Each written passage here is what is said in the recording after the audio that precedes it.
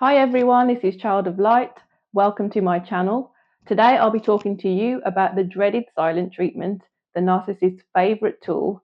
So if you want to know exactly what the silent treatment looks like within a toxic relationship and the effects that it can have on you as a victim, then please stay tuned.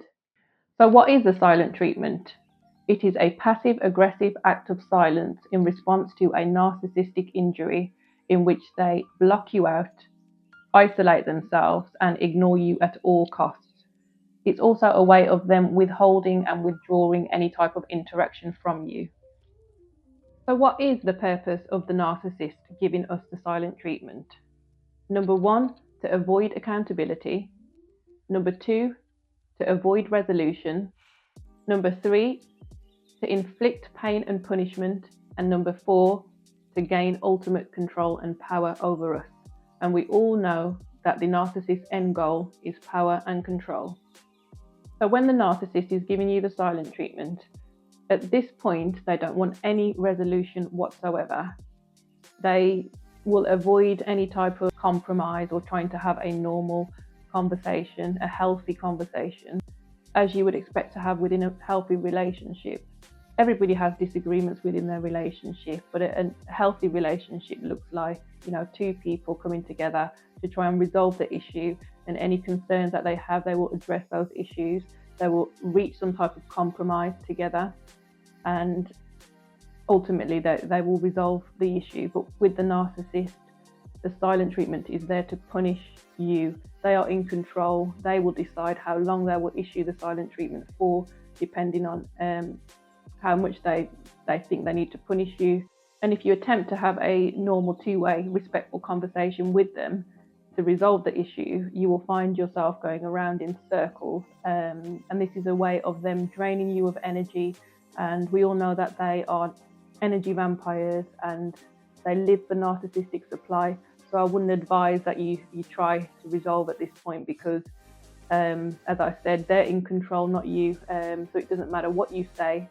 And as I said before, the silent treatment is usually issued due to a narcissistic injury that they have incurred. So if you have done something to them that they don't agree with, and I'll give you examples of these. 1, you disagreeing with them.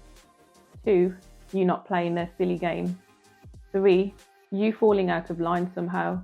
Number 4, you setting a boundary, and that's quite important because they do not like boundaries whatsoever. Number 5, you not believing their lies, and if you doubt them or question anything that they've said to you, they will incur a narcissistic injury.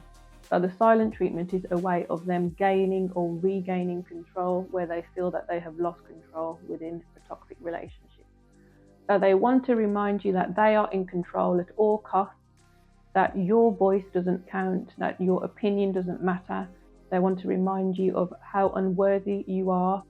They want to remind you that you are invalid, you are invisible, and that your voice does not matter at all. So if you're a codependent type of person, and this is where I used to be, I'm saying where I used to be because now I'm aware of the power of the tongue. I'm at a stage in my life where God is working with me to work through my issues, my codependency issues, and I am healing as we speak. So I'm speaking, positive affirmations about myself going forwards. And as I said, I know how powerful the tongue is now. So if you're codependent like how I was, then you might find that you are a people pleaser. And the narcissist will love this because, if they're giving you the silent treatment, you will work harder to want to please. If you have any type of insecurity, they will play on those big time. So people pleasing, you might have abandonment issues or rejection issues from the past that may have incurred due to childhood trauma or ongoing abusive or toxic relationships that have been unhealed. So if you haven't healed your past trauma and you were like me, like jumping from relationship to relationship without a chance to heal, then again, this will affect you more. Narcissists tend to attract people with insecurities and, codependency issues, people that have low boundaries and are likely to stay with them even though they are being abused. Now, they look for people like this. This is why it's important for us to heal ourselves so that we can become healthy individuals and that we no longer attract that toxic type of person. If you don't know how to do this, ask God to identify any insecurities within you and any unhealed areas of your life, and He will reveal those to you. If you're an insecure individual, you might also experience guilt through the narcissist issuing the silent treatment. You will experience blame, so you'll start to blame yourself. You'll wonder, why are they giving me the silent treatment? Have I said something wrong? Have I done something wrong? And these are all things that will play on your mind. So you'll be overthinking, stressing yourself out. This will increase your anxiety. They will have you walking on eggshells, blaming yourself, guilt tripping yourself, guilty, anxious, stressed. The narcissist will continue to issue the silent treatment at any given time for as long as they see fit. They will end it when they decide on their terms. They want you to know that they are responsible for your sadness, for your happiness. They want to know that they have ultimate control over you. They want you to know that they are the cure and the cause. They want you to know that they're able to push your buttons. They want you to know that they are responsible for your emotional reactions. This is like a puppet master, effectively. They have you dangling on a string and they are the puppet master. They control your responses. I'm sure you've all heard of the fight or flight response. So the fight or flight response is a reaction, a natural reaction that occurs in response to a perceived attack or threat. This happens to anybody and is a way of, us protecting ourselves when we need to. So God has made us this way as a protection mechanism. So if you are in an unsafe environment, you will go into the fight or flight response.